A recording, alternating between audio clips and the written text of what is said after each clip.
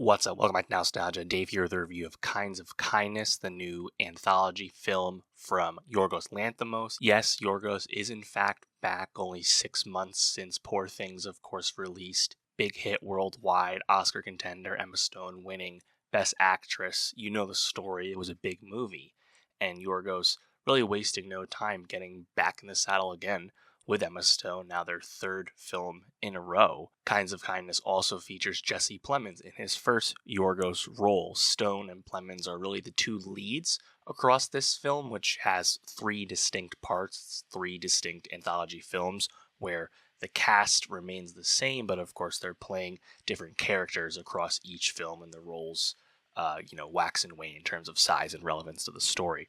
Also filling out this cast, we have Yorgos veteran Willem Dafoe, Margaret Qualley, Hong Chow, Joe Alwyn, Mamadou Athey, and then in one of the films, Hunter Schafer as well. This film premiered back at Cannes just last month and is getting a pretty wide release already thus far in weekend 2 of release here in the States from Searchlight. Kind of a curious movie to release in the middle of the summer and so quickly since Yorgos' last film. I guess that kind of speaks to the Yorgos brand and worldwide brand cinema in the world of cinema for sure, and also the enduring star power of Emma Stone, the signature actress of her generation, ostensibly. And yeah, I think it's a fun bet. Unfortunately, Kinds of Kindness didn't really work for me. Three distinct individual films coming together to a 2 hour and 44-minute runtime. And it's not an issue with the length per se. It's just that the length lends itself to some tedium, some boredom, some less effective scenes and moments.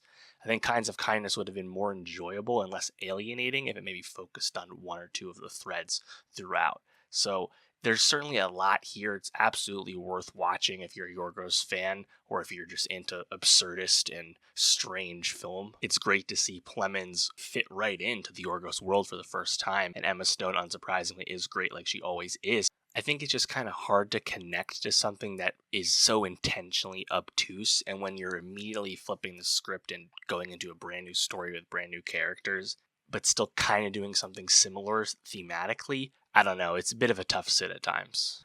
The first film, The Death of RMF, this one is, I think, probably the most solid, although it's probably my second least favorite. This is the one where Jesse Plemons is married to Hong Chow, and Jesse Plemons' character, everything about his life is dictated by this wealthy man, Raymond, played by Willem Dafoe. And when Plemons' character finally defies him, his life spirals out of control, and it's really a story about control.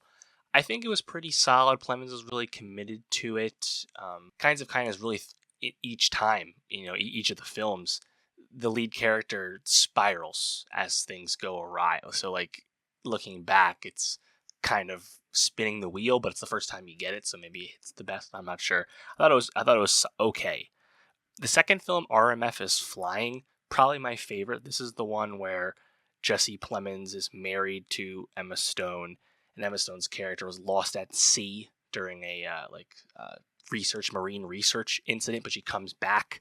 But then Plemons' character notices things are a bit off about his wife, and he begins to suspect that actually that's not his wife, and she's an imposter instead. And things, again, get absurd and strange and over the top. I thought that one was probably the most fun, the most consistent for me. And then the third film, RMF Eats a Sandwich, this one really dragged on for me. Unfortunately, this is a one about a cult where Emma Stone and Jesse Plemons, they're not married, but they're like both cult members, partners basically, and they're seeking this kind of divine evidence basically on behalf of the cult, and this cult has a lot of specific rules and things. And I think maybe it was a length at that point, but like this one really felt pretty tedious, pretty tiresome to me. This is the scene. This is the one where you get the kind of viral Emma Stone dancing number that's in the marketing for Kinds of Kindness, similar to her past Yorgos work. Lean into it for sure. But when I got it, I was like, oh man, I kind of just need this to end at this point. I mean, yeah, I just really struggled with this overall, even if I can appreciate what it's going for. I think of the last 5 Yorgos movies, it's just clearly the least effective of them all. And it's by design. Yorgos is intentionally making something so unlike Poor Things, was ended up being pretty populous, but also Poor Things, you could kind of wrap your head around what it was about and its message and things of that nature, right? Kinds of Kindness is strange. It's odd. It's hard to explain. Uh, some things don't make any sense. There's a consistent surreal element throughout the three films as well, even though they're unconnected. And it's just, in a sense, maybe Yorgos getting back to his Greek filmmaking roots, his early films, pre-Dogtooth. I guess you could say that in a certain sense. But yeah, ultimately, I just had a hard time like being consistently into the film, and I think that's really just a product of when it's that absurd and that hard to nail down. If you're not really being grabbed by everything, then the TDM might start to set in. So that's me. I'm sure there's plenty of people that'll like Kinds of Kindness a lot more than me. But if that's you, please let me know why. What worked for you? Like, what made you enjoy it more than I? Maybe you're watching this on Hulu eventually, and you get to pause the movie or watch the shorts separately. Maybe that's a better way to appreciate the film versus a long sit at the theater. Let me know if that was you. And yeah, for more movie reviews, subscribe, and I'll see you next time.